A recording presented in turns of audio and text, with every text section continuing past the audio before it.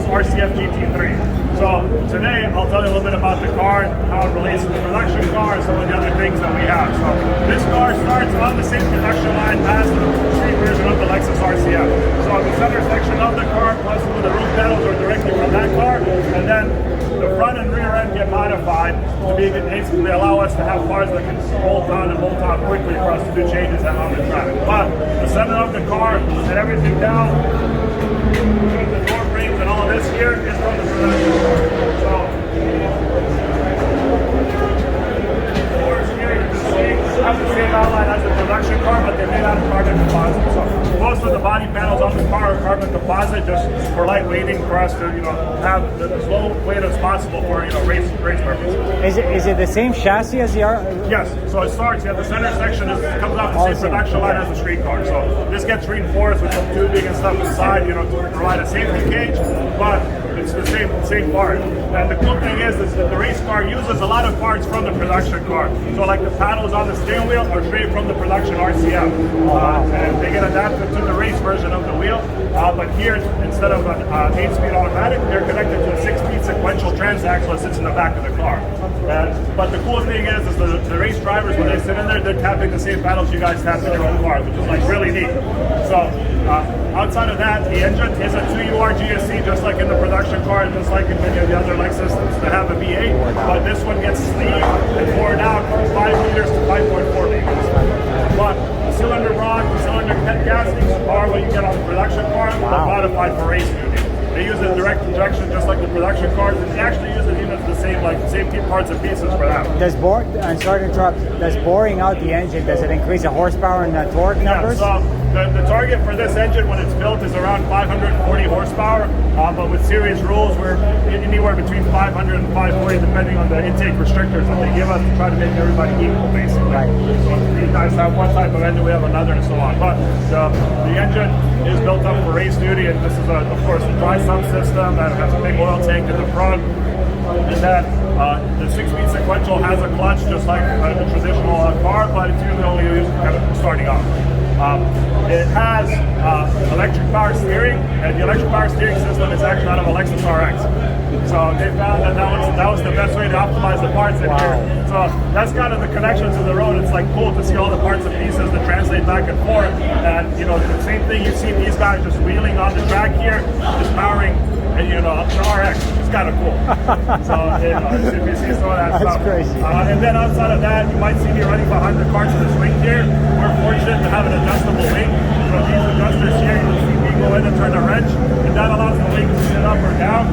Basically, depending on how the conditions change, we can change the handling of the car. So basically flatten it out for more straight line speed or raise it up for better torque. And that depends, engineers can do math on that to help out whether it's for tire wear or temperature change or anything like that. We have a lot of cool stuff and cool tech on here too.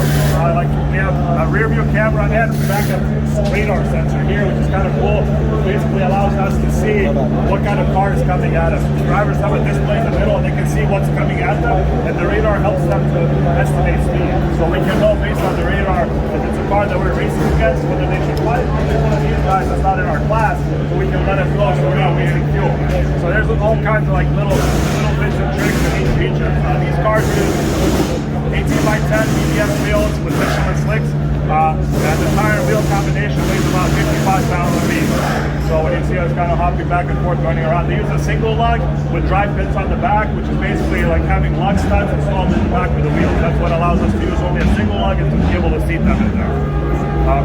The body panel shapes and the general shape of the car is based on the production car, since the center of the chassis is based on the production car, but then the bodywork here is widened on the sides, downforce and other aerodynamic advantages to help us match the rest of the cars in the class.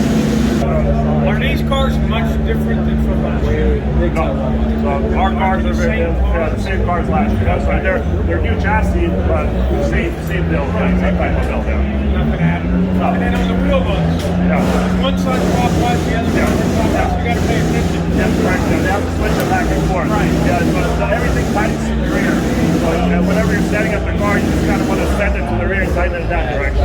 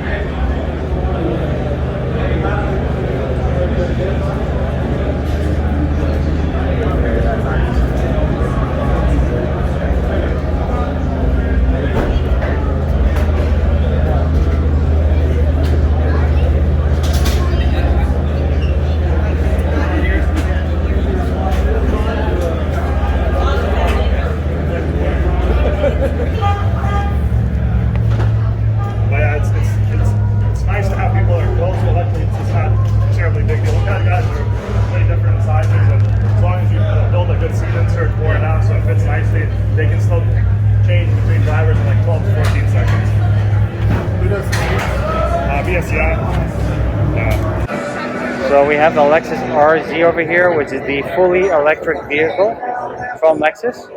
Still hasn't been released. So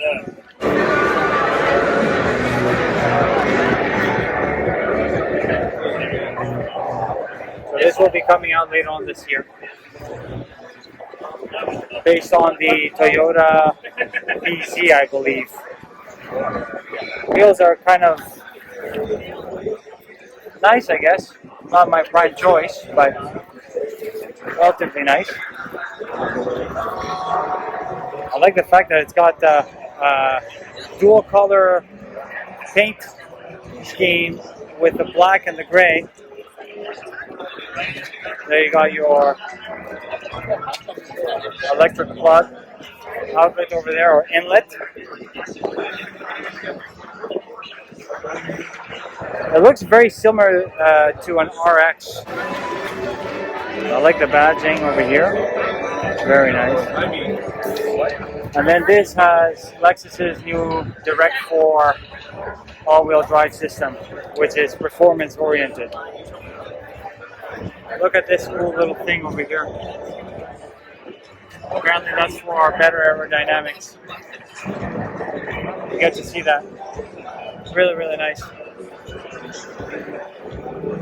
And then all this over here is a panoramic sunroof that does not open.